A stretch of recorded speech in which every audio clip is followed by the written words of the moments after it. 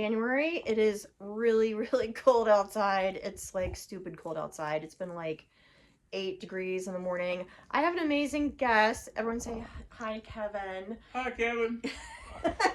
Kevin's trail name is...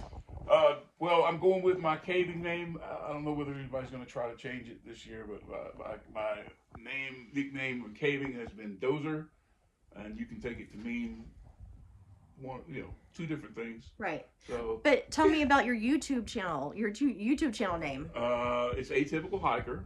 It's my YouTube channel, and I chose it. I already have kind of a thing on this on my channel, but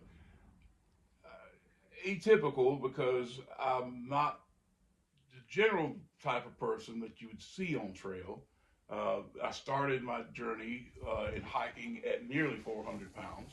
So, no, you didn't. Yes, you told me you had lost weight and stuff, but yeah, that I was about 393 pounds when I started my channel back in 2018.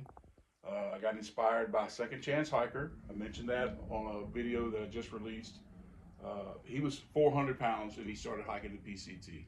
Now, yes, he was younger, but when I saw him doing that, and okay, he was only doing like 2 miles, 4 miles a day on the PCT, and I said, I really don't have an excuse, and so watching him go out hiking motivated me to get up off of the couch, which I'm sitting on one now, but and just make changes. Yeah, but he's been hiking for like 4 straight days. Yeah, he's been hiking all week. So you're allowed to sit on the couch and take a little break this afternoon. Well, yes, I got a video to release about yesterday. Yesterday was the first day I've ever been like sick hiking.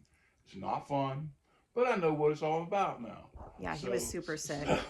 like everything he'd ever eaten since birth came up. It was bad. It wasn't fun, but I got through it, and my #1 hit song is coming out on that video too.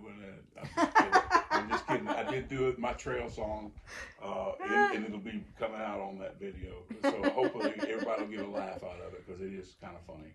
Well, your story is super inspirational, and I mean it really speaks to me because a theme that, if you've watched like some of the videos of like Donald Ballard has made, and Bill and I talk about this all the time. Something that we really started encountering big time this fall, and more recently, that I think more than last year, is like hike shaming. Yeah. Like, what are some of the reasons that you've noticed? I'm going to come sit with you on the couch. All right, what are some of the reasons you've noticed that people hike shame? Here, I'm going to give some examples. The big one we see is, oh, you're not a good enough hiker because you don't have all the fancy, expensive, latest, like lightweight gear, right? Right. Hike shaming this fall. Of people, how dare you hike when the AT has closed the trail in undamaged Georgia when you could be out donate. Yeah, like how dare you hike when there's a humanitarian crisis going on in North Carolina. It's so selfish for people to even think about hiking. Have you ever encountered hike shaming? Well, I think what happens when you are of my stature hiking is the tendency is you try to compare yourself with hikers who are hiking 15, 10, maybe 12 miles a day, and you're going at the start of the trail, yeah, which is unheard of. No one is hiking. Very few people are hiking that many miles at the start of the trail. So when you are a larger hiker, you have to give yourself grace to understand that, wait a minute, okay, these guys that I'm hiking with, I'm still like 100 pounds heavier than they are. So don't compare yourself with anybody. Of course, they always say hike your own hike, but it's hard when you're larger and say you are with a group to be the last one always getting to camp, or the last one always getting, or you go and they've been waiting and they've taken a 15-minute break on trail, and you just got there and they're ready to go. You feel, and so you feel like, well, you get there for the break and they're like, okay, we're off. I gotta keep going, so those are the issues, and that's more of a mental game. I mean, you just have to understand that you're not there yet, but you will get there. I mean, because I know myself, when I started, I walked to the mailbox, then I'd walk to the end of the street, then I would walk one end of the street to the other, and it was a gradual progression to getting stronger, to getting to where you're not out of breath anymore, and you just keep pushing forward, and you're going to get to where you build up that stamina. Not only do you build up the stamina, but you're also going to build up your self-confidence. You're going to feel better about yourself. I mean, I was in a situation, literally, I could not bend over and tie my shoes. Oh, wow. I was wearing Crocs.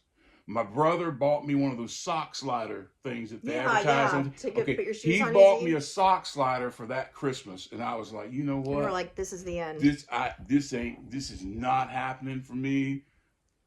Change has got to happen, and so everybody has to find that within themselves, you know, because people can fat shame you, or you can feel guilty about this, that, or the other, or whatever you're doing. You've got to understand that you put yourself in that situation. You cannot blame anybody for what you are putting into your mouth. That's nobody else's fault but your own. And so you have the power to change it. Yes. You have the power to change it. And so when you make that decision, then you get up and you make the changes, and you make them a little at a time. You quit drinking soda eventually. You'll quit doing all kinds of stuff that you did, and then you'll find out as you are becoming more active, you want to continue to be more active, and you don't want those things anymore. So I'm just saying, you know, you don't have to go cold turkey on everything all at once. Take it easy and just work your way into it. Yeah.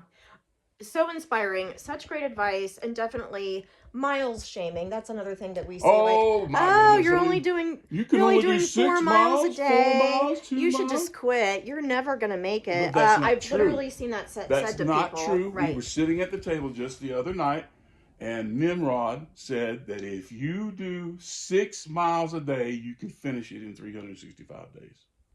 There you go.